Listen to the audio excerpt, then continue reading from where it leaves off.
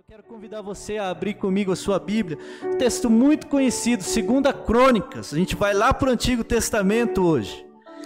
2 Crônicas, capítulo 7. A gente vai ler do verso 11 ao 22.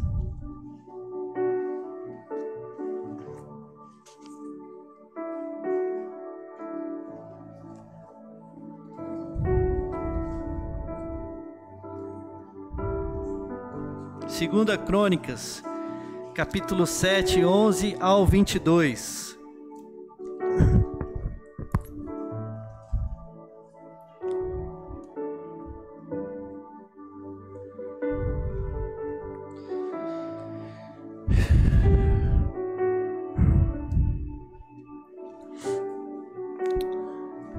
Segunda Crônicas 7, 11 até o 22. Assim diz o Senhor: quando Salomão acabou de construir o templo do Senhor e o palácio real, executando bem tudo o que pretendia realizar no templo do Senhor e em seu próprio palácio, o Senhor lhe apareceu de noite e disse: ouvi a sua oração e escolhi este lugar para mim como um templo para sacrifícios. Se eu fechar o céu para que não chova, ou mandar que os gafanhotos devorem o país, ou sobre o meu povo enviar uma praga, se o meu povo, que se chama pelo meu nome, se humilhar e orar, e buscar a minha face, e se afastar dos seus maus caminhos, dos céus eu o ouvirei, perdoarei o seu pecado, e curarei a sua terra. De hoje em diante os meus olhos estarão abertos e os meus ouvidos atentos às orações que serão feitas nesse lugar. Escolhi e consagrei este templo para que o meu nome esteja nele para sempre. Meus olhos e meu coração nele sempre estarão. E se você andar segundo a minha vontade, como fez o seu pai Davi, e fizer tudo o que eu ordeno a você, obedecendo aos meus decretos e às minhas leis, firmarei o seu trono conforme a aliança que fiz com Davi, seu pai, quando lhe disse: você nunca deixará de ter um descendente para governar Israel. Verso 19: mas se vocês se afastarem de mim, abandonarem os decretos e os mandamentos que dei a vocês, e prestarem cultos a outros deuses e adorá-los, desarraigarei Israel da minha terra que lhes dei, e lançarei para longe da minha presença esse templo que consagrei ao meu nome. Farei que ele se torne objeto de zombaria entre todos os povos, e todos os que passarem por este templo agora imponente ficarão espantados e perguntarão: por que o Senhor fez uma coisa dessas a esta terra e a este templo?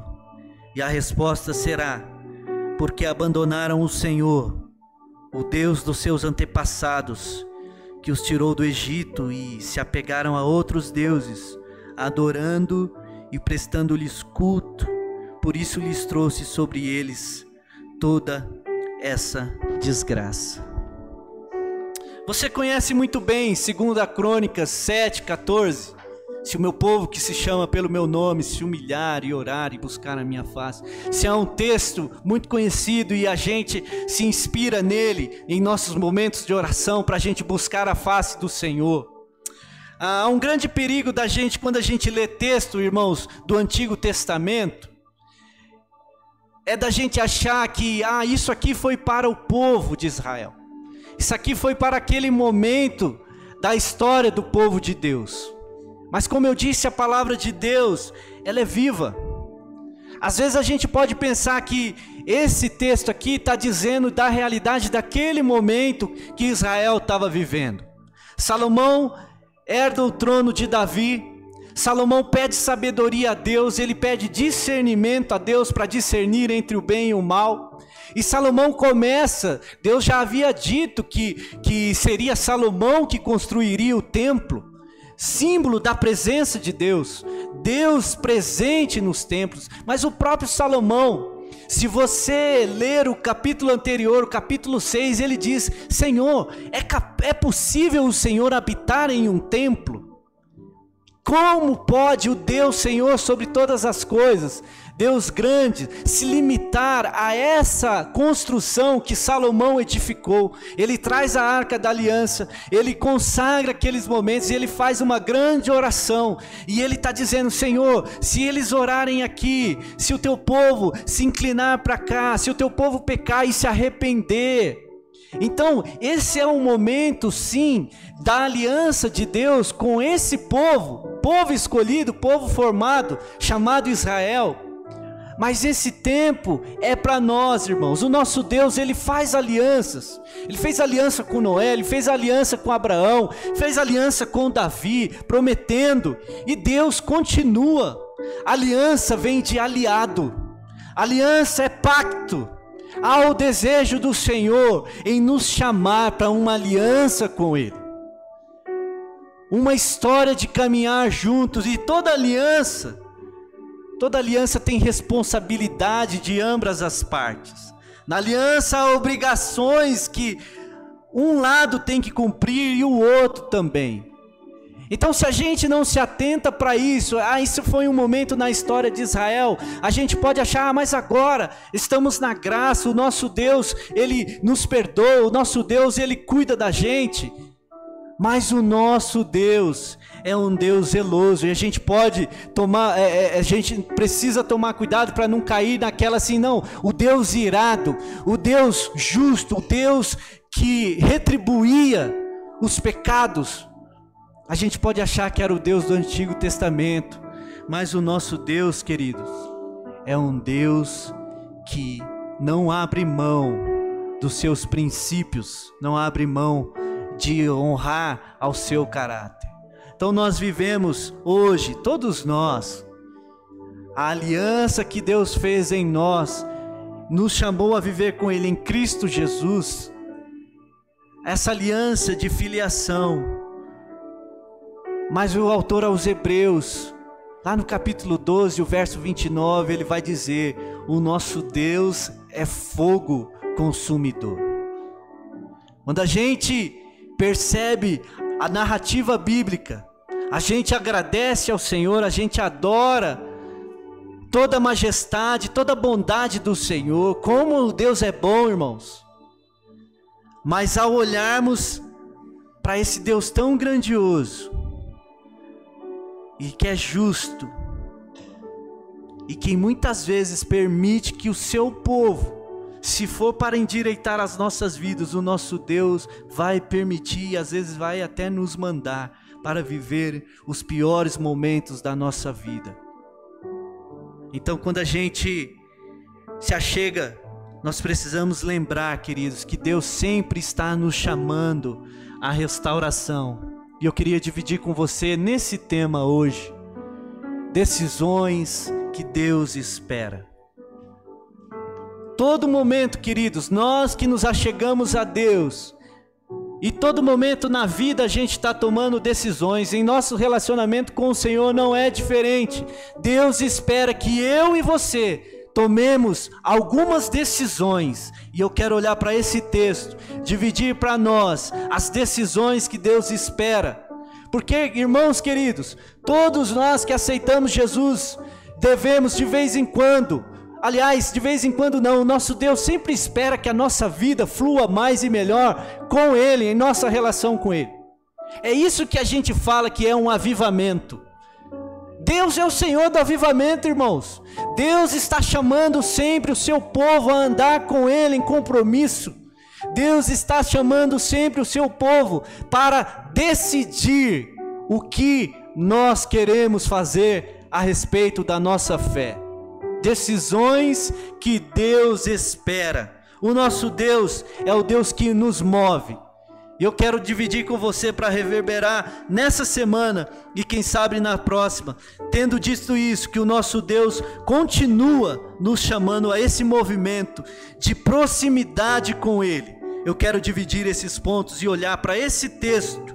Primeiro, decida se você é mesmo povo. A gente precisa decidir se nós somos de fato povo do Senhor. Se o meu povo, é isso que diz o texto, o meu povo que se chama pelo meu nome.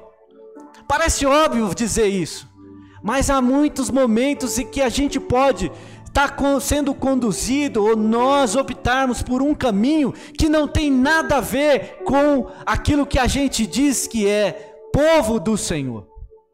Então a gente precisa diariamente decidir se nós somos o povo. Você de fato tem a noção de que você faz parte desse povo escolhido, chamado para andar em relacionamento de intimidade, proximidade, entrega a esse Deus vivo? Nós precisamos, queridos, decidir se nós somos de fato esse povo. Eu preciso. Você precisa tomar essa decisão.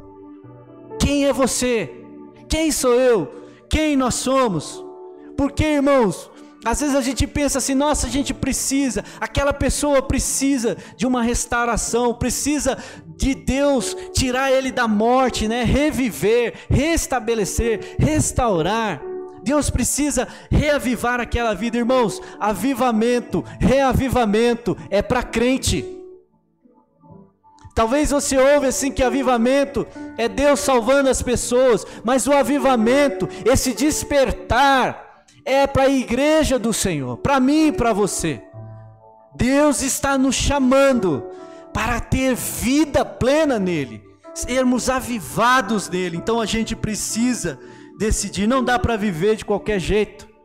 Não dá mais para a gente ficar vivendo de uma maneira como se, mas está tudo bem, isso aqui não tem problema. Não dá para a gente ficar vivendo a nossa vida só frequentando cultos. Não dá para a gente estar vivendo a nossa vida sem cuidar da nossa espiritualidade, sem cuidar da nossa caminhada, da maneira como a gente se relaciona em casa, da maneira como a gente educa nossos filhos. Se o meu povo, que se chama pelo o meu nome. Povo, irmãos, povo é tribo. Povo é um ajuntamento. Então eu e você, a gente precisa diariamente saber se a gente é povo e tomar uma decisão. Porque aqui eu não estou falando, queridos, daquela oscilação. A gente tem oscilações em nossa fé, oscilações em nossa espiritualidade, em nossa caminhada com o Senhor. O C.S. Lewis, a Rê não está aí hoje, eu ia até brincar com ela, está lendo lá as Crônicas de Nárnia, não sei se ela está online. O C.S. Lewis, esse escritor, teólogo famoso, ele escreveu um livro, não sei nem se eu já citei aqui, chamado Cartas de um Diabo ao Seu Aprendiz. Já falei desse livro aqui? É um livro que é uma ficção, mas é muito interessante ler. São cartas onde um demônio, um diabo mais experiente está ensinando um demônio que está começando na arte da tentação a ser um bom demônio. Se é que dá para ser isso, só para vocês entenderem. E tem uma dessas cartas que o demônio mais experiente fala para ele assim, olha, os seres humanos são como anfíbios, eles são assim uma coisa inexplicável, e eles têm uma coisa chamada lei da ondulação. É aquele movimento de onda, né, irmãos, que sobe e desce, que quando a gente está em alto mar, né, dá até tontura. E eu não estou falando aqui dessas ondulações da nossa fé. Tem semanas que a gente está derrubado, irmãos. Eu também. Mas tem semana que a nossa fé é fortalecida. Eu não estou falando disso, dessa nossa, né, picos e vales, dessa lei da ondulação. Não estou falando daquilo que às vezes a gente usa uma desculpa, não quero usar essa palavra, a gente usa uma justificativa. Nossa, eu estou precisando orar mais. Não é isso que eu estou falando. Todo mundo está precisando orar mais, irmãos. Todo mundo. Eu estou falando de ter uma vida tocada e renovada no poder do Espírito. a gente precisa entender, decidir se a gente é povo. Porque se a gente disser que somos povo, não, eu decidi que eu sou povo, faço parte desse povo de Deus, aí tem algumas coisas que essa aliança implica. Por exemplo, deixa eu dar alguns exemplos aqui. Se quem é povo, batiza. Me lembro na minha época de adolescente que a gente ficava aquela insegurança, e as pessoas, pastor, eu não sei, eu tô, né? A gente ficava, mas você não é povo, por que você não batiza? Batiza. Se você entendeu, se você decidiu que é povo, batiza. Se você decidiu se que é povo, você vai servir ao Senhor. Povo, poxa, eu quero servir. Se você decidiu, você vai entregar a sua vida, tudo, o seu carro, o seu dinheiro, o seu casamento, as suas habilidades. Então, povo, ele tem essa implicação. A gente precisa decidir se nós somos mesmo povo do Senhor. Segundo, decida humilhar seu coração diante de Deus. Se humilhar. O texto aqui fala por si só. Se humilhar. Decida humilhar seu coração diante de Deus. Irmãos, nós precisamos nos humilhar diante de Deus. Nós precisamos derramar o nosso coração diante do Senhor. É humilhar mesmo. Ter as nossas entranhas ali consumidas, sabe, por desejo de dizer ao Senhor: Senhor, tira o meu egoísmo. Senhor, tira o meu egocentrismo. Senhor, tira a minha arrogância. Senhor, tira esse mal que está no meu coração, que eu luto. Irmãos, é isso que Paulo está escrevendo lá aos Romanos. Eu quero fazer a coisa certa, mas tem algo dentro de mim que me puxa. Isso só sai se a gente se humilhar diante do Senhor. A gente precisa, em nossa vida, nos humilhar, derramar lágrimas, ficarmos insatisfeitos, olhar para a palavra do Senhor e dizer: não, mas espera aí, eu decidi que eu sou povo. E eu preciso me humilhar diante de Deus. Senhor, tira essa insatisfação que há em mim, que nada está bom. Senhor, tira de mim essa minha pretensão. Você sabe do que eu estou falando. Eu sei o que eu tenho que me humilhar. Mas, irmãos, nós precisamos tomar a decisão de humilhar o nosso coração diante do Senhor. Todos nós, nossas famílias, nossos filhos, nossa igreja, crianças, jovens, mais velhos, nós precisamos nos humilhar. Nós líderes, nos humilhar diante do Senhor, dizer: Senhor, tem misericórdia de nós. Decidir mesmo nos humilhar diante do Senhor. Dizer assim: Senhor, a nossa vida está difícil, a gente precisa que o Senhor nos restaure. Humilhação. Deus, quebrar a nossa vida, irmãos. Moer a nossa vida. É o processo de purificação da prata, né? Que a palavra de Deus diz. Quando Deus, que é o fogo, vai ali acendendo, né? E a prata tem isso.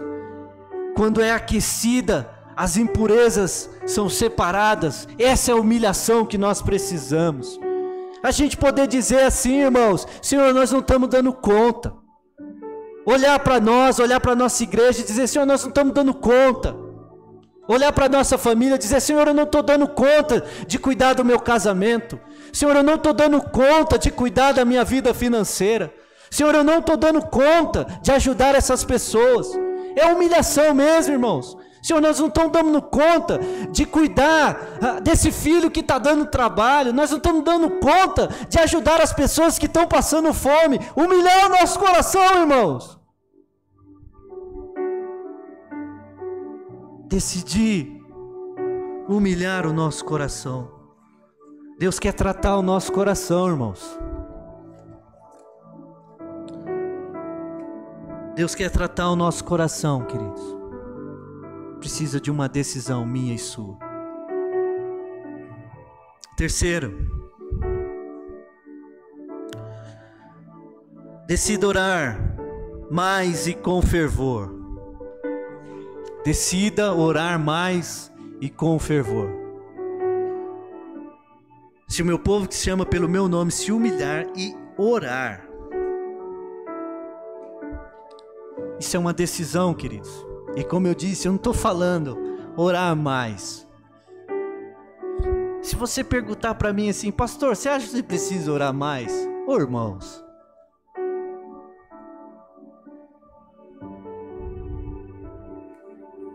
não é disso que eu estou falando. Todo mundo precisa orar mais, queridos.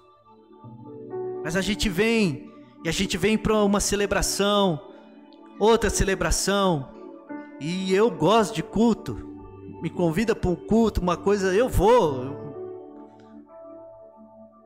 Mas às vezes a gente chega num culto e a gente canta. A Gabriela Rocha, né? Aquela cantora. Quero ir mais fundo. Quero ir mais perto. Onde eu te encontro. Num lugar secreto. E isso é a maior mentira que a gente canta para o Senhor. Porque eu fico imaginando às vezes como que Deus ouve algumas canções que a gente canta. Imagina Deus ouvindo isso dos nossos corações. Eu quero ir mais fundo, quero ir mais perto do lugar secreto. E Deus leva a ver lá, mas você não vai nunca. Eu tô aqui te esperando, tô doido para você vir aqui nesse lugar secreto que Jesus tanto falou. E a gente vai seguindo a nossa vida, na nossa rotina.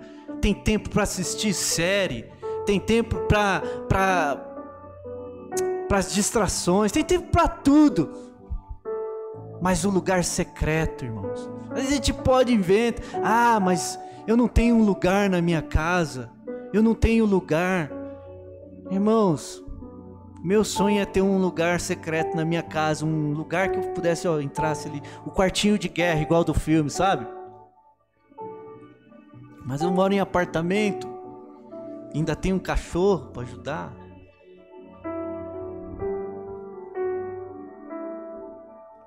Orar mais, irmãos, com mais fervor. A gente precisa buscar mais.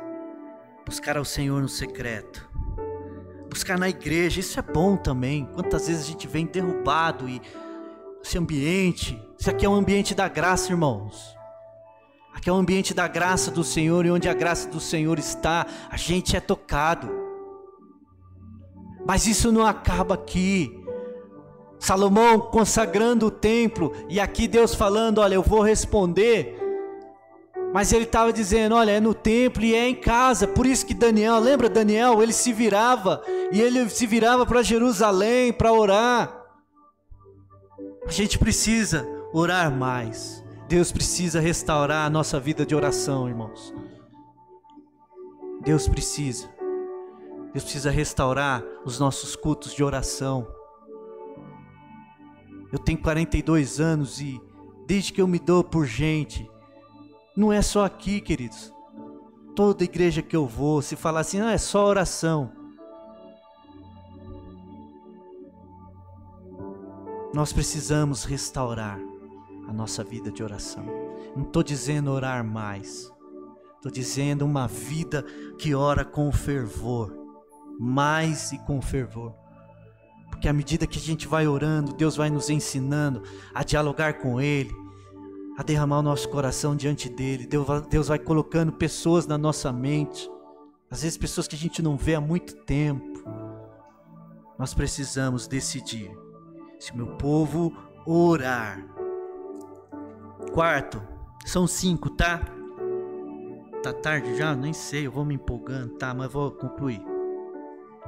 Decida buscar a Deus com uma vontade intensa. Decida buscar a Deus com mais vontade. É mais. Você acha que você está buscando? Não, eu busco a Deus. Todo dia eu leio minha Bíblia. Todo dia eu me humilho. Todo dia eu oro.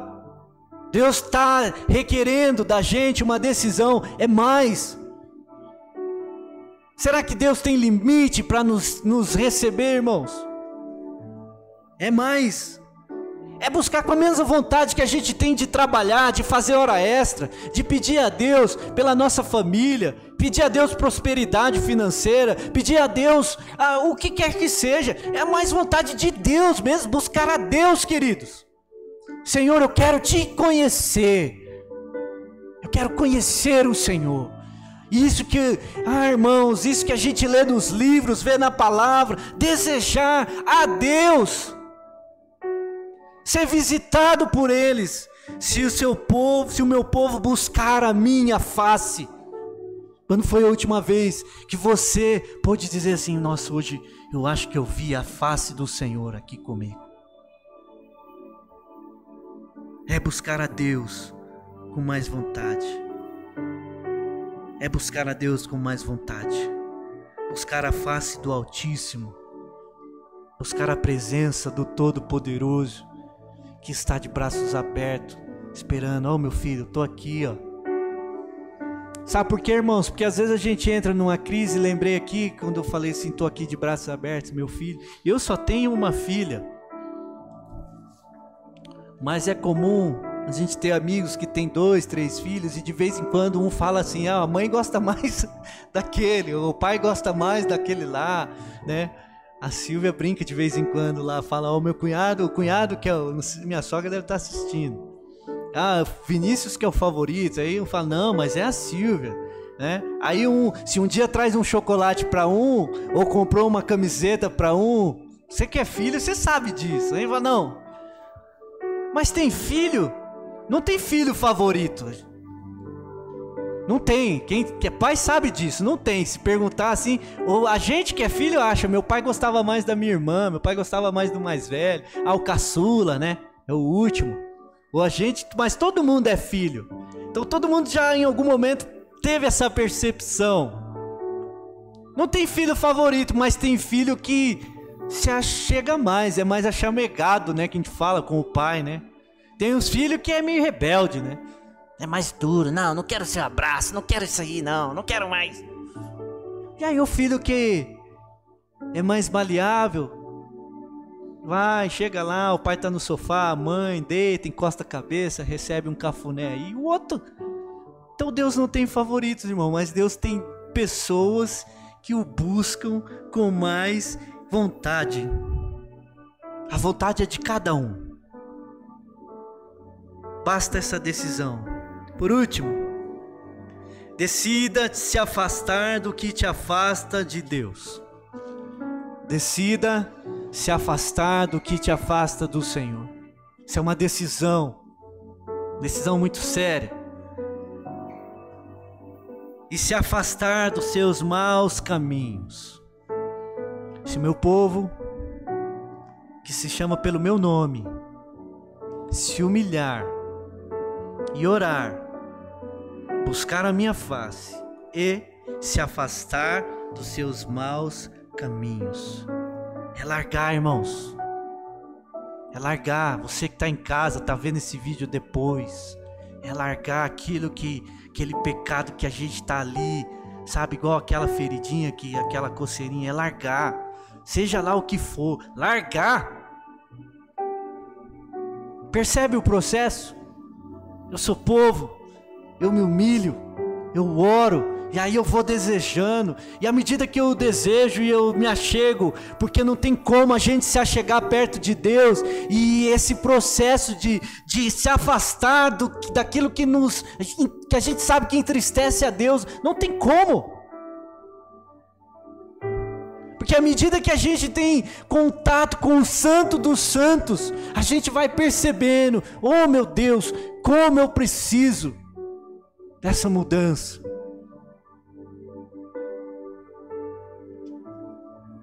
Talvez enganaram você, achando que era fácil. Só faz um gesto aí, vou fazer uma oração por você, você vai aceitar Jesus. Mas, irmãos, você sabe o que precisa largar. Eu sei. Paulo diz assim: olha, eu esmurro o meu corpo. Não dá, irmãos. Não dá, queridos. Largar mesmo. Pastor, mas é possível eu decidir me arrepender? Será que é possível? Não, hoje eu decidi que eu vou me arrepender, né? Porque a gente fala assim: não, é o Espírito Santo que fala. Sabe, filho, Tem vezes que é na marra mesmo, irmão. Talvez é hoje que Deus está falando no seu coração. Larga esse hábito, larga disso, sai dessa, para de acessar isso, sai desse caminho, volta. Arrepender é isso, irmãos. Ouvi um comentário que dizia assim, que essa palavra arrependimento não era uma palavra religiosa, era uma palavra de pessoas viajantes, que quando falava assim, essa aqui vai sair lá essa estrada aqui vai sair lá em César de Souza. Não, você precisa se arrepender, volta que está errado. Era assim. É aquela sensação, todo mundo, né, que dirige ou já vai de carona, já teve, sabe, você já entrou na contramão, já? Aí tá vindo, ou alguém entrou na contramão, e a gente fala, contramão, sai daí, volta, não é isso que a gente fala, contramão. E a gente, nossa, meu Deus, é mesmo, volta. Só um tolo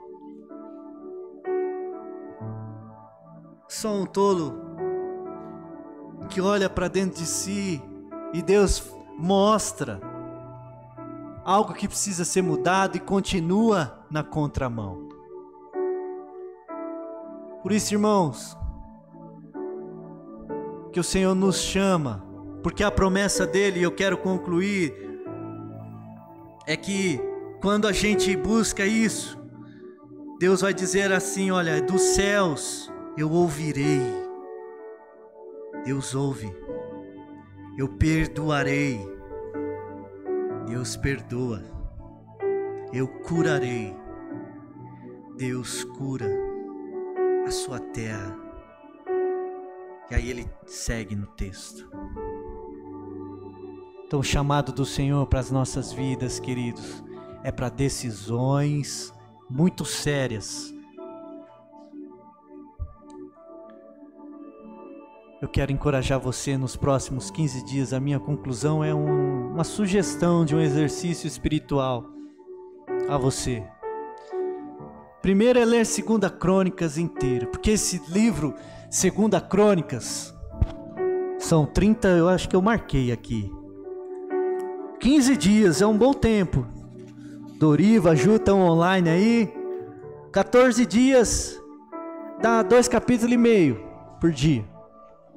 Porque esse livro de 2 Crônicas, irmãos, é uma preciosidade. Se você já leu, você vai reler e você vai ver assim, fez fulano que era agradável ao Senhor, e o Senhor o abençoou.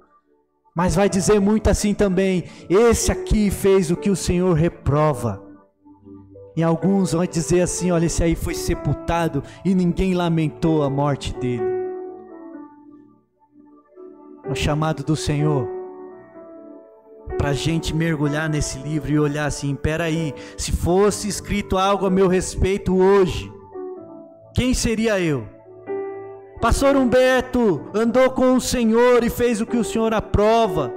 Alguns começaram bem, você vai ver, você vai ler, se você se dispuser a ler, você vai ver. Alguns começam bem e vão bem até o fim. Outros começam meia boca e se endireitam. Outros começam bem e despencam.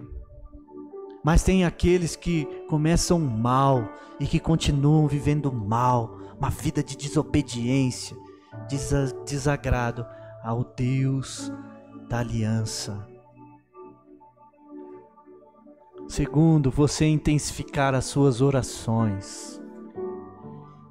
Intensificar as suas orações. Você sabe o que é isso na sua vida. E terceiro, pedir para o Senhor, que aí já é na parte da oração, mostrar onde falta arrependimento. Fica a dica. Eu vou fazer também. Que Deus nos ajude, queridos, em nossas decisões. Incline sua cabeça, eu quero orar por você.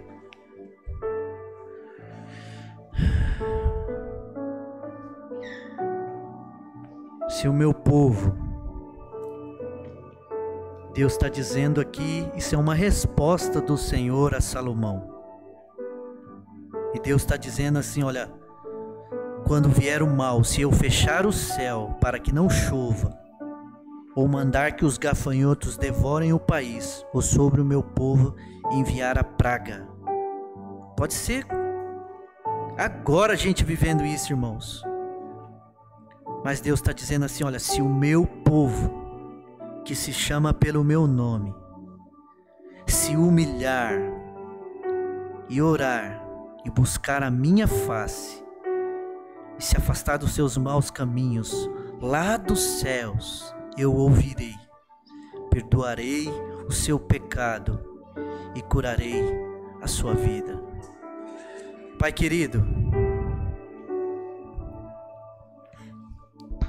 Senhor, tem misericórdia de nós. Tem misericórdia e faz essa palavra do Senhor, a partir do momento que a gente encerrar essa celebração, Senhor, que está quase terminando, e que a gente sabe que a partir do momento que a gente sai, o nosso inimigo vem para roubar a palavra do Senhor que é semeada em nossos corações. Então, Senhor, junto com os meus queridos aqui em casa, eu faço a minha primeira súplica ao Senhor, junto com eles. Não deixa nada roubar essa palavra dos nossos corações, Senhor. Nós precisamos da Tua palavra em nossos corações, Senhor. Espada de 2 gumes penetrando, moendo a nossa vida. Faz a palavra do Senhor transformar a nossa vida, Pai. Meu Deus, à medida que a gente caminhar nos próximos dias, ó Deus, nos dê as decisões que nós precisamos tomar, que são todas aos lados do Senhor. O Senhor nos aponta, o Senhor nos constrange. Então faz isso comigo, faz isso com cada um desses queridos. Faz isso com a Tua igreja, faz isso com as nossas famílias. Faz, Senhor, em nossos corações, para a gente saber que somos povo, que precisamos nos humilhar, precisamos orar, que precisamos buscar a face do Senhor e precisamos nos arrepender e voltar aos caminhos Teus sempre, sempre.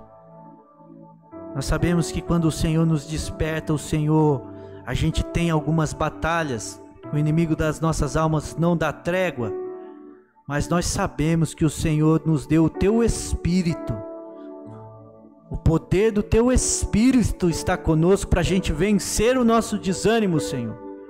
Então empodera, aviva o Teu povo, Senhor, em nome de Jesus. Nós nos consagramos a Ti, Senhor, porque nós somos o povo do Senhor, carregamos o Teu nome, nome que é sobre todo nome. Então, Senhor, endireita a minha vida, endireita as minhas veredas, endireita os nossos corações. Tem liberdade entre nós, Senhor, e muito obrigado. Muito obrigado, Senhor, porque o Senhor sempre nos chama de volta para os Teus caminhos. Muito obrigado, Senhor.